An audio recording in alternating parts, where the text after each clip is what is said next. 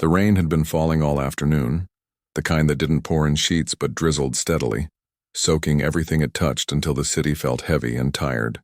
Puddles gathered along the cracked sidewalks of downtown Chicago, reflecting the neon signs of restaurants and bars that buzzed with life behind steamed-up windows. Outside one of those places, a cozy Italian spot with warm golden light spilling onto the street, a small figure stood huddled under the awning, trying to stay dry. She was just a kid, no older than 12, wearing a thin hoodie that had seen better days and jeans with a patch on one knee. Her sneakers were soaked through, and she shifted her weight from foot to foot, not because she was impatient, but because the cold had started to seep into her bones. In one hand she held a crumpled grocery bag, its handles frayed from too much use. Inside were a few empty containers, Tupperware with chipped edges, a plastic takeout box with a broken lid, things she'd collected over the past week, hoping someone might fill them with food they didn't want anymore. She hadn't eaten since yesterday morning. Her stomach growled, but she ignored it. She'd gotten used to the feeling. What worried her more was her mom. Back in their tiny apartment 3 bus rides away, her mother lay curled up on the couch, wrapped in a blanket that smelled faintly of mildew. She'd been coughing for weeks, and the fever wouldn't go away. The clinic had turned them away when they couldn't pay the copay. "Come back when you have the money," the receptionist had said, not unkindly but firmly. That was 4 days ago. Now the girl watched the restaurant's front door. People came and went. Couples laughing, groups of friends clinking wine glasses, men in suits talking loudly about deals and deadlines. She waited for someone who looked like they might be done eating. Someone who might have leftovers. She wasn't asking for a meal. Just scraps, anything, a few slices of bread, some uneaten pasta. Even cold fries would help. She'd done this before, but never at a place this nice. Usually she stuck to diners or fast food joints where staff sometimes slipped her a burger or a bag of buns when no one was looking. But tonight, she'd walked farther than usual, drawn by the smell of garlic and tomatoes that drifted out every time the door opened. It smelled like the kind of food her mom used to make before the layoffs, before the bills piled up, before everything got so quiet. A Blacktown car pulled up to the curb. The door opened and a man stepped out. He wore a long coat that probably cost more than her mom made in a month, and his shoes gleamed even in the dim streetlight. He didn't rush. He moved with the calm confidence of someone who'd never worried about missing a meal or choosing between medicine and rent. The girl's heart sank a little. Rich people like him didn't give scraps. They didn't even notice people like her, but then again, she had to try. She took a deep breath, tightened her grip on the grocery bag, and stepped forward just as he turned toward the street, phone in hand, about to leave. "Excuse me, sir?"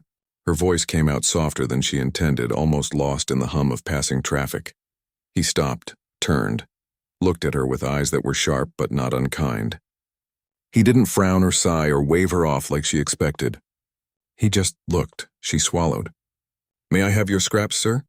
For a second, he didn't say anything. Raindrops clung to his coat and the city lights glinted off his glasses.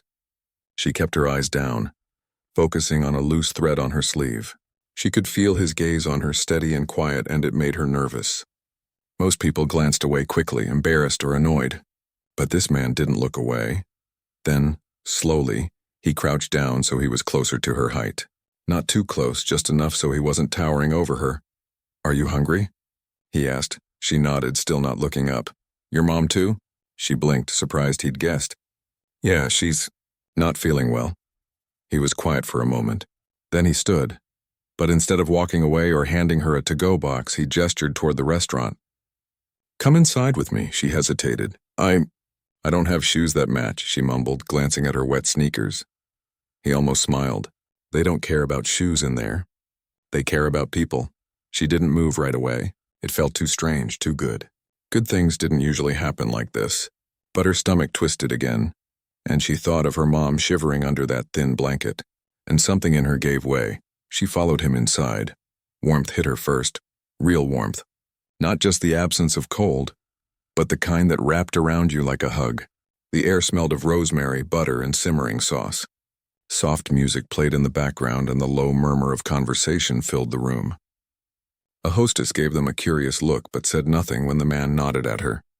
He led her to a small table in the back corner, away from the main crowd. "Sit," he said gently. She sat on the edge of the chair, back straight, hands folded in her lap like she was in school. He took the seat across from her and signaled a waiter. "What's your favorite thing to eat?" he asked. She thought about it. "I like anything with cheese," she admitted shyly. He nodded. "Then we'll get you something with cheese." The waiter came over and the man ordered grilled chicken with roasted vegetables, garlic mashed potatoes, and a side of warm bread with butter. Then he turned back to her. "And a big glass of milk," he added. "You look like you could use some protein." She didn't know what protein was, but she nodded anyway. When the food arrived, it looked like something from a magazine. Colorful, steaming, perfect. She stared at it, unsure if she was allowed to start. "Go ahead," he said. "It's for you." She picked up her fork with slightly trembling fingers and took a small bite of chicken. It was tender, seasoned just right, and so different from the canned soup and stale crackers she'd been eating. She closed her eyes for a second, savoring it. "You can eat as much as you want," he said softly. "No one's rushing you." She ate slowly at first, then with more confidence. Between bites, she stole glances at him. He wasn't eating. He was just watching her, not in a creepy way, but like he was trying to understand something.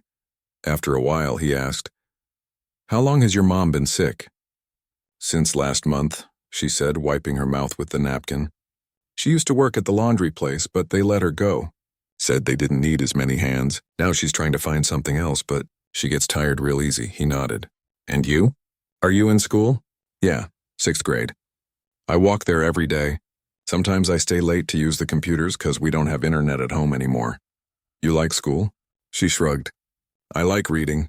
Math's okay, but I miss my mom being able to help me with homework." He was quiet for a moment. Then, "What do you want more than anything right now?" She didn't have to think. "For my mom to see a real doctor. Not just the clinic. Someone who can figure out why she won't get better." He looked at her, really looked, and something shifted in his expression. It wasn't pity. It was something deeper. Recognition, maybe, or memory. "You know," he said slowly, "a long time ago, when I was about your age, my mom got sick too. We didn't have much. One night, a stranger bought us dinner and paid for her medicine. I never forgot that." She looked up surprised. "Really?" "Really." He smiled faintly. "Sometimes the smallest kindness can change everything." She finished her meal in silence, but it wasn't an awkward silence. It felt safe, like for the first time in weeks she could breathe. When she was done, he didn't hand her a wad of cash or make a big show of generosity. Instead, he asked for a to-go box and carefully packed up the rest of the bread and some extra chicken. "For your mom," he said. Then he walked her back outside under the awning where the rain had slowed to a mist. "Do you know how to get home?" he asked. She nodded. 3 buses. I know the stops." He reached into his coat and pulled out a small card. "If you ever need help, real help, call this number. Ask for Elena, tell her I sent you." She took the card. It had a name and a phone number, nothing fancy. "Thank you," she whispered. He nodded. "Take care of your mom. And yourself." Then he turned and walked toward the waiting car, disappearing into the rainy night. She stood there for a moment, clutching the warm to-go box and the card, feeling something she hadn't felt in a long time. Hope. It wasn't magic. It wasn't a fairy tale.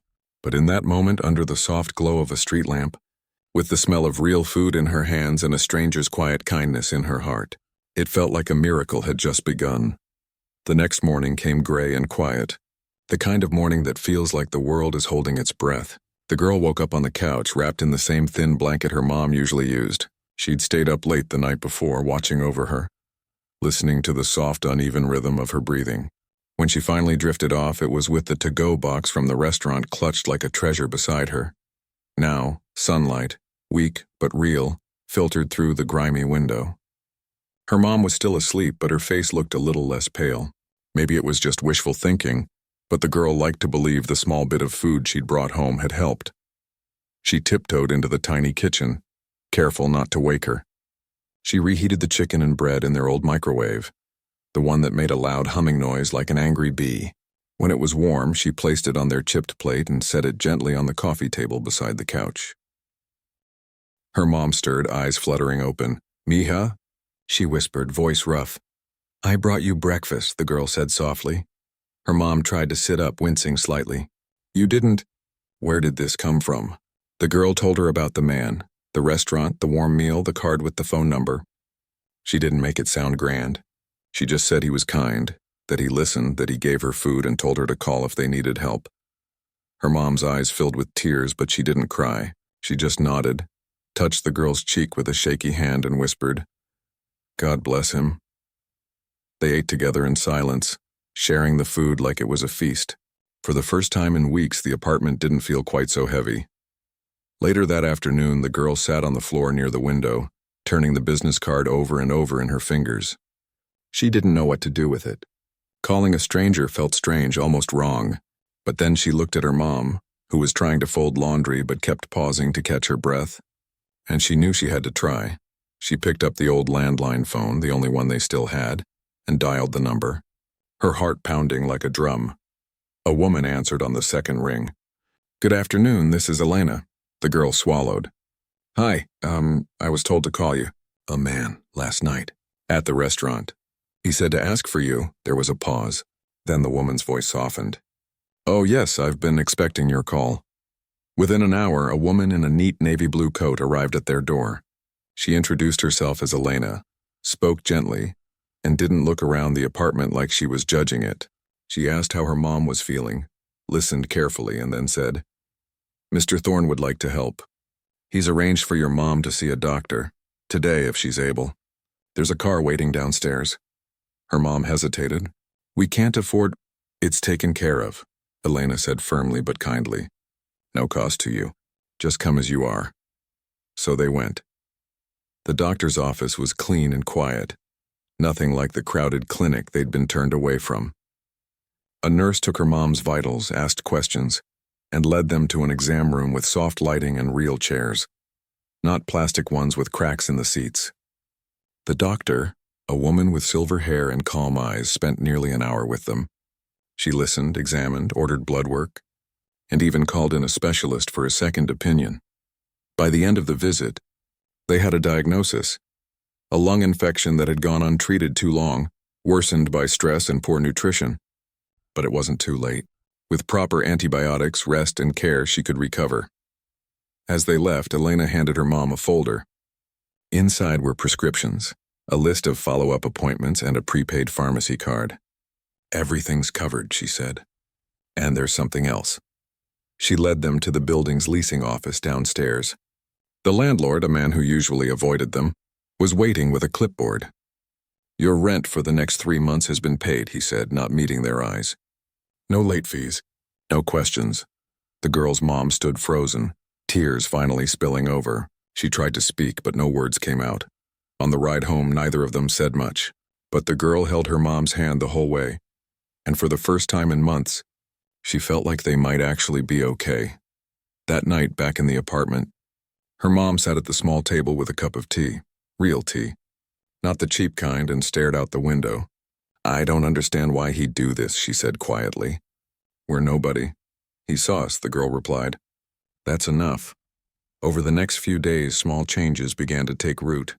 Her mom started taking her medicine on schedule. She slept more, ate better, and even managed to walk to the corner store without getting winded. The girl went back to school with a lighter step, no longer distracted by worry every second. But something else was happening too. Something she didn't expect. A week after the doctor's visit, a letter arrived in the mail. Not a bill, not a notice, a real letter, typed on thick paper with no return address. Inside was a simple note. "I'm glad you're getting the care you need. Keep fighting and keep studying. The world needs smart, kind people like you."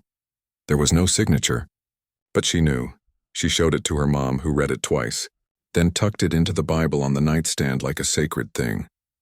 Meanwhile, miles away, the man who'd bought her dinner sat in his high-rise office, staring out at the city skyline. He hadn't slept well since that rainy night. Not because he regretted helping, but because he couldn't stop thinking about all the other kids like her. How many were out there hungry and scared, just hoping for scraps? He'd grown up poor himself, though it felt like another lifetime. His mother had worked 2 jobs, mended clothes until they fell apart, and still made sure he had books to read. One winter, when the heat got shut off, A neighbor, a woman they barely knew, brought over a space heater and a pot of stew. That small act had stayed with him his whole life. Now, with more money than he knew what to do with, he realized he'd been hiding behind boardrooms and balance sheets, forgetting what it felt like to be seen when you're at your lowest. So he started asking questions. He called Elena. "Find me every shelter, food bank, and community clinic within 20 miles. I want to visit them." Not as a donor. As a person, Elena didn't argue. She just nodded and got to work. His first stop was a women's shelter on the south side. He didn't announce himself. He just walked in during lunch hour, wearing a plain jacket and jeans. At first, people eyed him warily. Another rich guy slumming it for a photo op, they probably thought. But he didn't take out his phone. Didn't ask for a tour. He just sat at a table with a group of women and listened. He heard stories that broke his heart. Jobs lost overnight. Abusive partners, kids doing homework in shelters. Parents skipping meals so their children could eat. One woman, barely older than the girl he'd met, said, "People think we're lazy. But I work cleaning offices at night. I just can't catch a break." He didn't offer solutions. He just said, "Thank you for telling me." That night he couldn't eat. He kept hearing their voices. He visited 3 more places that week. A youth center where teens studied under flickering lights. A food pantry where volunteers handed out day-old bread and canned beans. A church basement where a retired nurse gave free blood pressure checks. Everywhere he went, he saw the same thing. Not laziness, not failure, but resilience.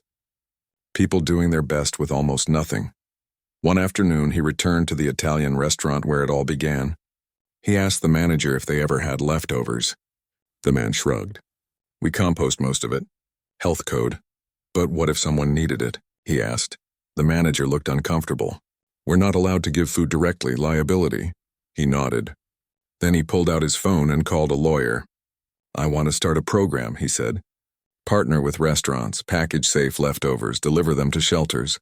Legally, safely, immediately." Within days, he had a team working on it. He didn't wait for a board meeting or a press release. He just started, but he didn't forget the girl.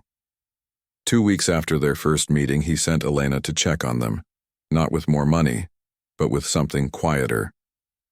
A library card, a backpack filled with notebooks, pencils, and a new book, The House on Mango Street, because he remembered her saying she liked to read.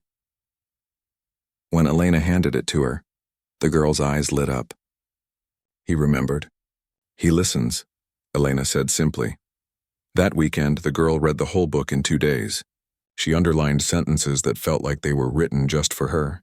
She wrote a thank you note, not fancy, just honest, and gave it to Elena to pass along. He kept it on his desk. One evening, as he sat alone in his quiet apartment, he reread her note.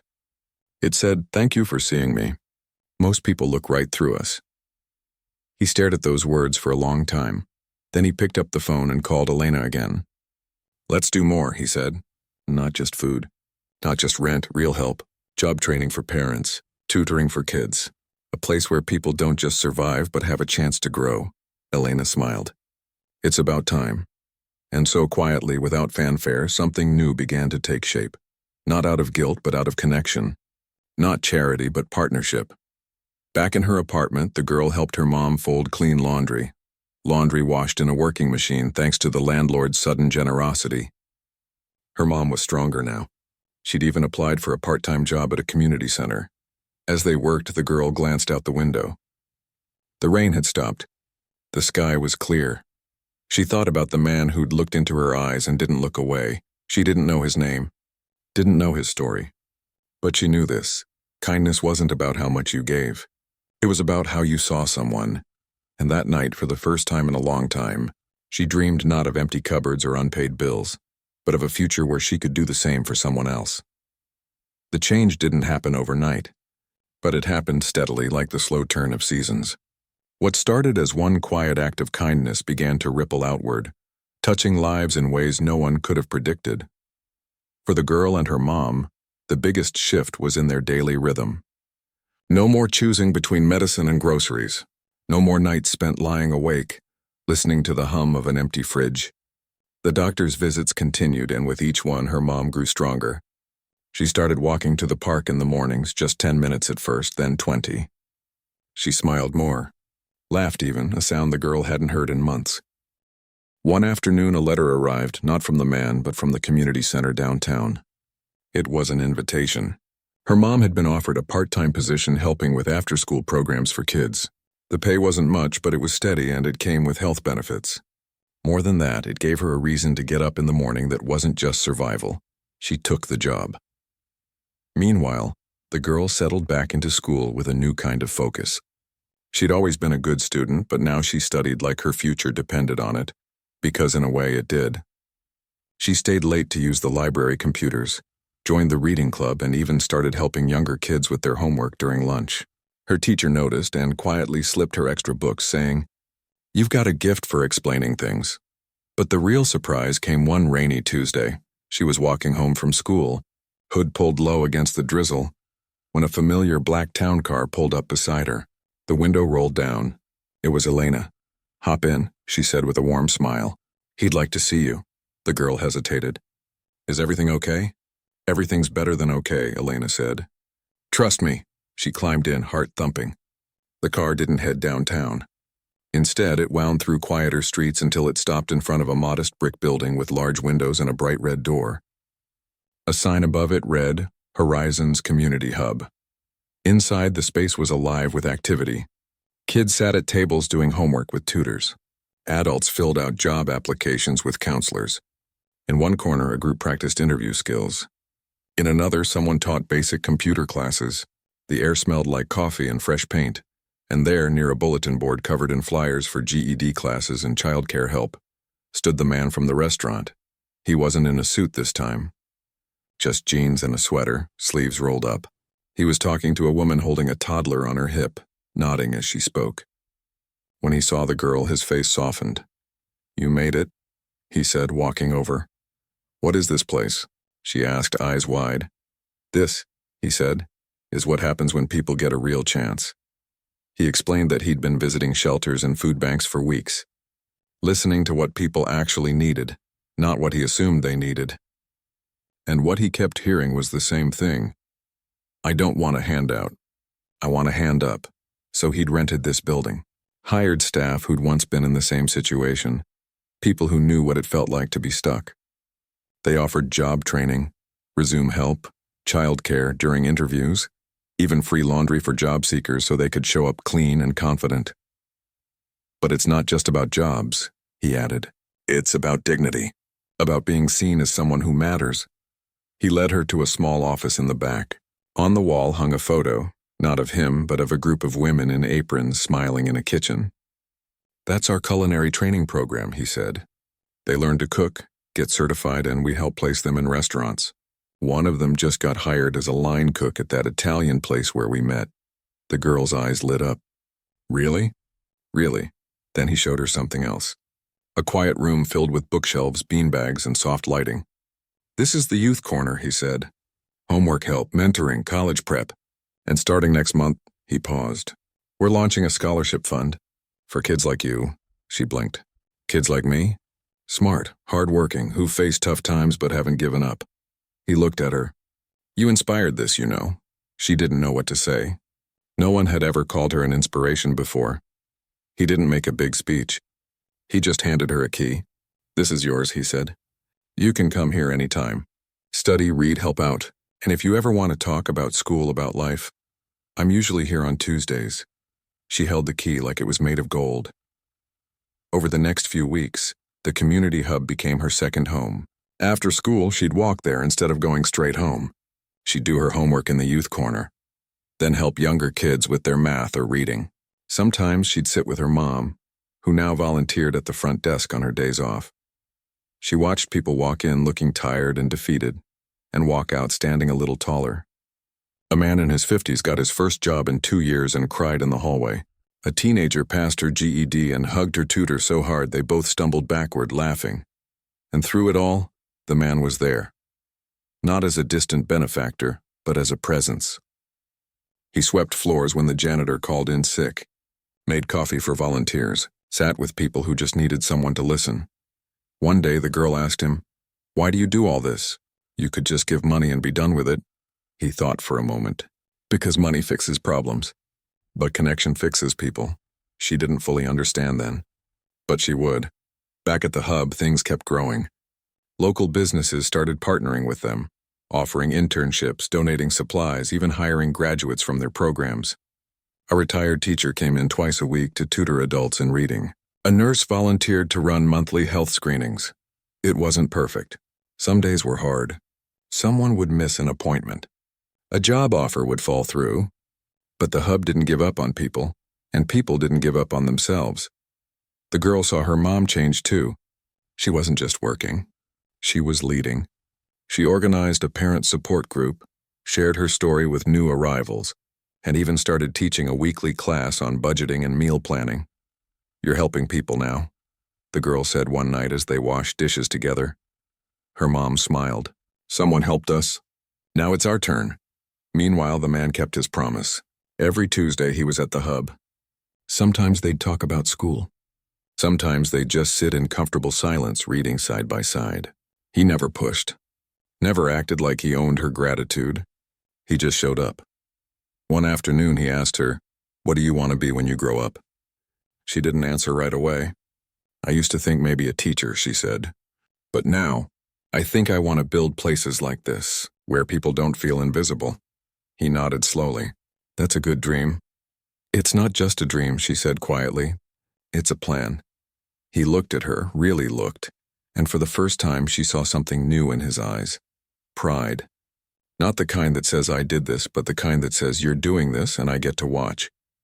As the weeks turned into months, the hub became more than a program. It became a community. Birthdays were celebrated. Grief was shared. Meals were cooked together in the training kitchen and eaten at long tables. Everyone welcome. And through it all, the girl kept that key in her pocket. A small, solid reminder that someone had believed in her before she even believed in herself. She didn't know it yet, but her story was already changing others. A local newspaper wrote a small piece about the hub, mentioning a young girl whose courage sparked a movement. Teachers from nearby schools started bringing students for volunteer hours. Donations poured in, not just money, but books, clothes, school supplies, but the man refused to take credit. "This isn't my project," he told a reporter once. "It belongs to everyone who walks through that door." Still, people wanted to know why he'd done it. Why a wealthy businessman would spend his time in a neighborhood most of his peers avoided.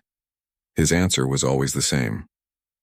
"I met a girl who asked for scraps, and when I looked into her eyes, I remembered what really matters." Back at home, the girl kept studying.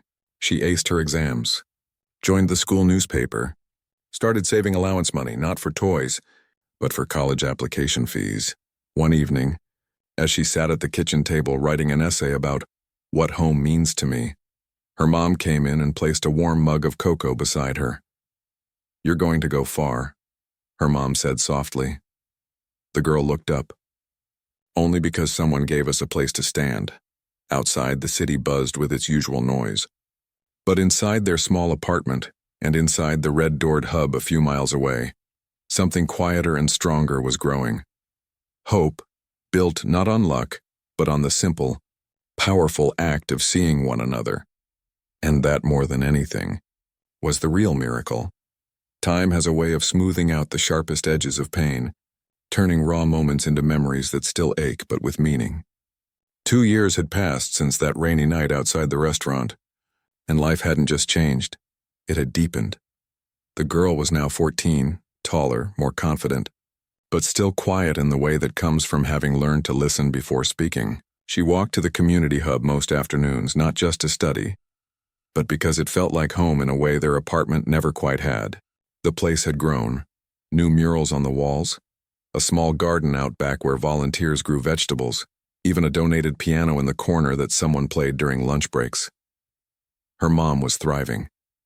She'd moved from part-time volunteer to full-time program coordinator, helping other parents navigate job applications, childcare, and the confusing maze of social services. She wore her hair up now, stood straighter, and laughed easily, real laughter that filled a room. The cough was gone. The tiredness had lifted. She even started taking night classes to earn her associate's degree. But the biggest change wasn't just in them. It was in the man who'd once been a stranger. He still came every Tuesday, but now he stayed longer. Sometimes he'd bring groceries and cook dinner for the volunteers. Other times he'd sit with teens preparing for college interviews, asking gentle questions that helped them find their own answers. He'd stopped wearing expensive watches, started wearing the same worn-out sneakers as the kids in the youth program. People no longer called him Sir or Mr. Thorne. They just called him by his first name, and he liked it that way. One spring evening, as cherry blossoms drifted past the hub's windows, he invited the girl to join him for dinner. Not at a fancy restaurant, but at his apartment. It was modest for someone of his means. A clean, simple space with bookshelves, a well-used kitchen, and photos of his late mother on the wall. "I've been meaning to try this recipe," he said, pulling out a pan. "My mom used to make it. Chicken with lemon and potatoes." She watched as he chopped vegetables, his movements careful, almost reverent. "You cook a lot now," she said. "I'm learning," he admitted. "Turns out feeding people is the best way to connect with them." They cooked together, her peeling potatoes, him seasoning the chicken. The kitchen filled with the smell of garlic and herbs. It felt ordinary, comfortable, like something families did. As they ate at his small table, he asked about her classes, her dreams, her worries. She told him she was nervous about high school starting in the fall. "Everyone says it's harder, and I don't want to fall behind." "You won't," he said simply. "But even if you do for a little while, it's okay. What matters is you keep going." She looked around his apartment. "Do you ever get lonely?" He paused, fork halfway to his mouth. Then he nodded. "Yeah, I used to think success meant never needing anyone, but that's not true. We all need someone to sit with us in the quiet." She understood then that his kindness hadn't just saved them, it had saved him too. In helping them, he'd found a purpose that money alone could never buy. After dinner, they washed dishes side by side, just like she did with her mom. No grand speeches, no promises, just two people sharing a moment of peace. Back at the hub, life kept moving. A new program launched, Second Chances, offering mentorship for adults re-entering the workforce after years away. Her mom helped design it. The girl started tutoring kids in the summer reading camp, using the same patience the man had shown her.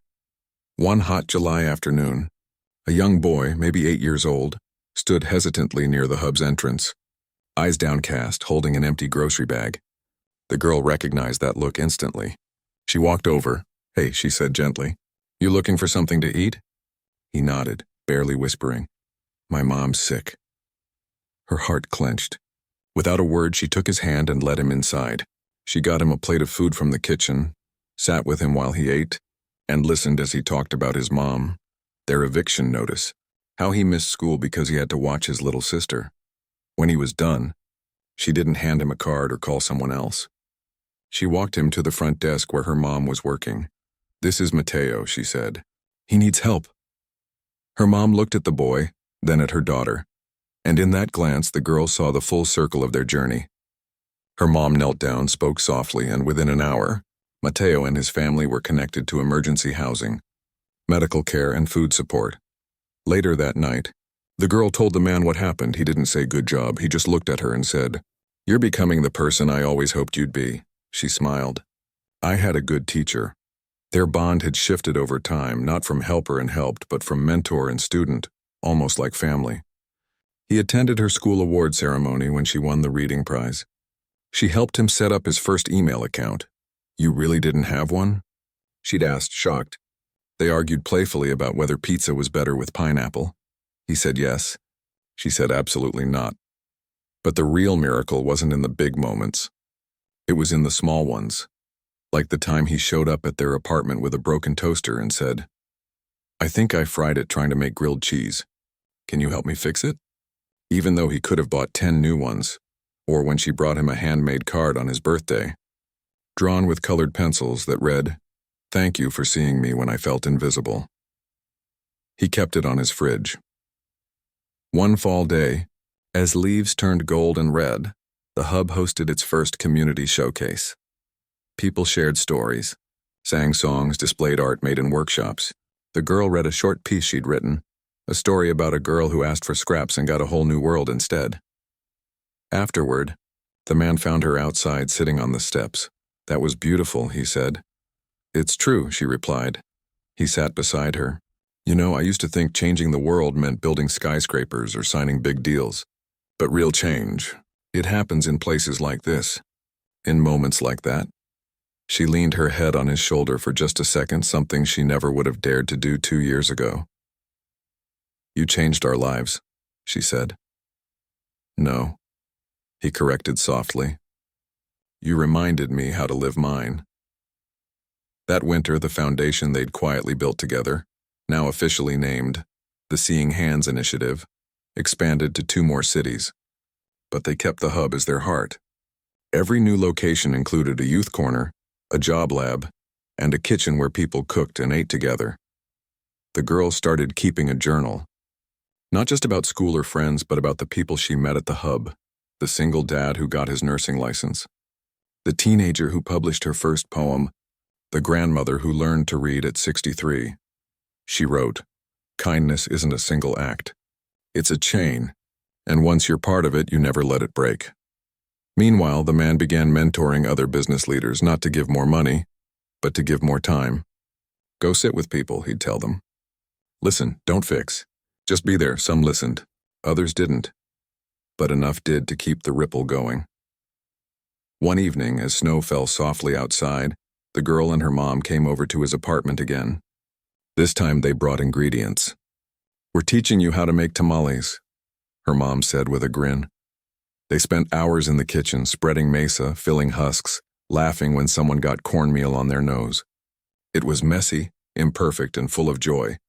As they ate, steaming plates in hand, the man looked at them, really looked, and said, "This is what I was missing all those years."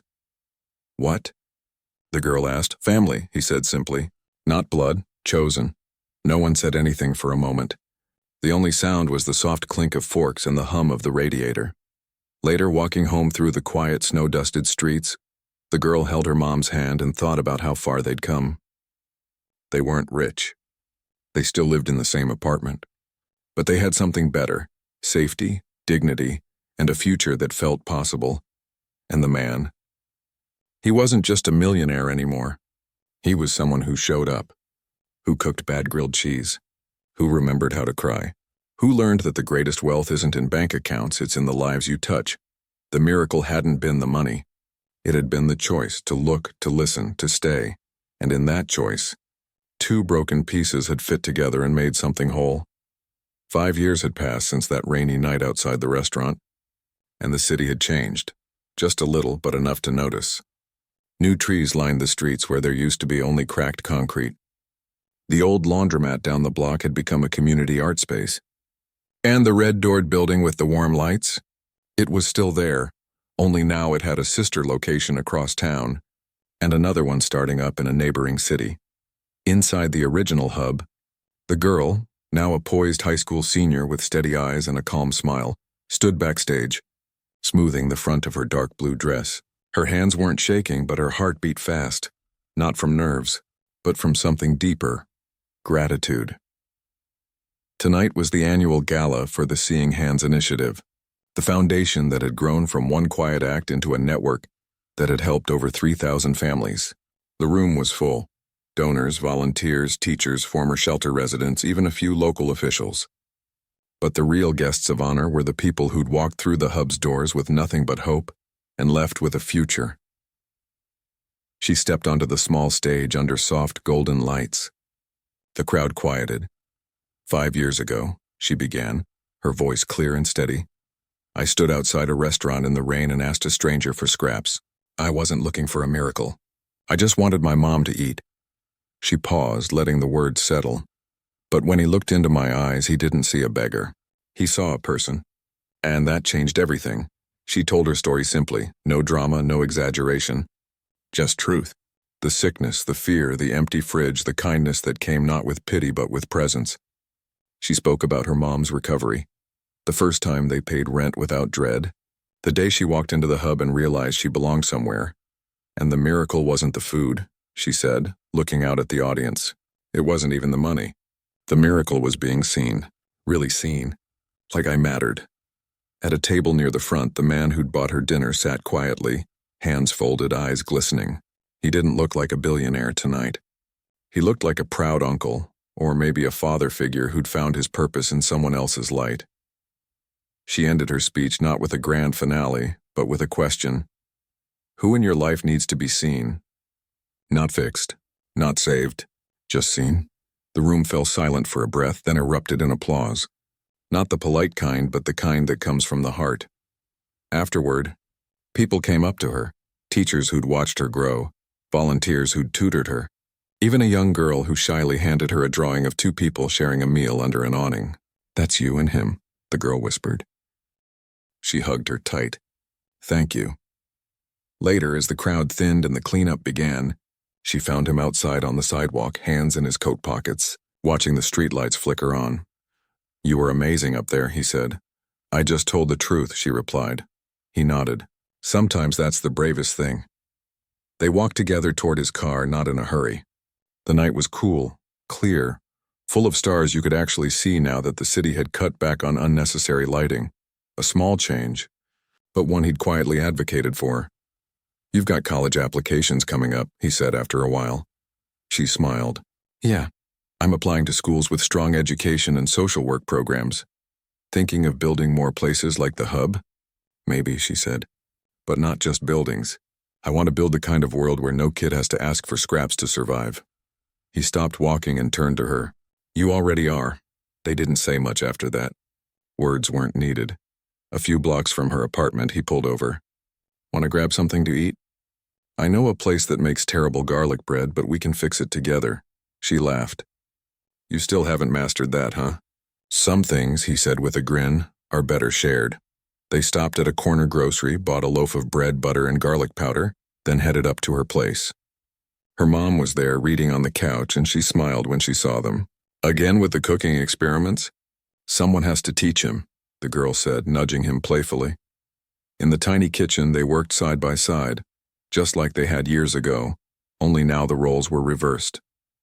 She showed him how to toast the bread just right, how much butter to use, how to sprinkle the garlic so it didn't burn. When it was done, they took their plates out to the fire escape, the same one where she'd once sat alone worrying about how to feed her mom. Now it was their favorite spot on warm nights. They ate in comfortable silence, watching the city breathe below them. The bread was a little burnt at the edges. The butter pooled in uneven patches, but it was perfect. You know, he said after a while, I used to think success was about how much you owned. Now I think it's about how many people you've helped feel like they belong. She looked at him. You gave us more than help. You gave us back our dignity.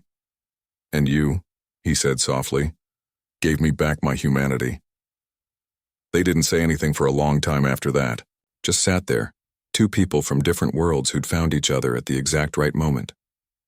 Later, as he got ready to leave, her mom handed him a small jar of homemade jam. For your toast, she said. He took it like it was precious, which to him it was. Back in his car, he didn't drive straight home. He parked near the old Italian restaurant where it all began. It was still there, though the sign had changed slightly. He sat for a moment remembering the rain, the shivering girl, the way her eyes had held both fear and courage. He never planned to be a hero. He just chose to look, and that choice had grown into something far bigger than either of them. The next morning, the girl woke early. She had a shift at the Hub, helping with a resume workshop for teens. As she walked there, backpack slung over one shoulder, she passed the spot where she'd once stood in the rain. A small plaque now hung on the lamppost nearby, simple and unassuming. In this place someone was seen, and everything changed. She touched it lightly as she passed, then kept walking. Inside the Hub, kids were already arriving, some nervous, some excited, all full of potential. She greeted them by name, made coffee, set out notebooks and pens. Later that day, a new boy came in, maybe 10 years old, shoes too big, eyes cautious. He hovered near the door until she walked over. Hey, she said gently. You hungry? He nodded. She led him to the kitchen, fixed him a plate of leftovers from yesterday's community dinner, and sat with him while he ate. You live around here? She asked. Couple blocks, he mumbled. Got anyone looking out for you? He shrugged. My sister. But she works nights. She didn't offer money. Didn't call someone else. She just said, we've got a homework club after school. And a fridge full of snacks. You're welcome here anytime. He looked up at her. searching her face for something. Truth, maybe, or safety. She met his eyes the same way someone had once met hers, and in that look, another chain began. Back at his office that afternoon, the man signed the final papers for a new youth center in another part of the city. But before he filed them away, he opened his desk drawer and pulled out a worn business card, the one he'd given her years ago, and a folded piece of notebook paper with a child's handwriting. Thank you for seeing me. He didn't need reminders of his wealth, but he kept these close. Because the real legacy wasn't in buildings or budgets. It was in moments, small human moments where one person chooses to look, to listen, to stay. And in those moments, miracles don't just happen. They grow.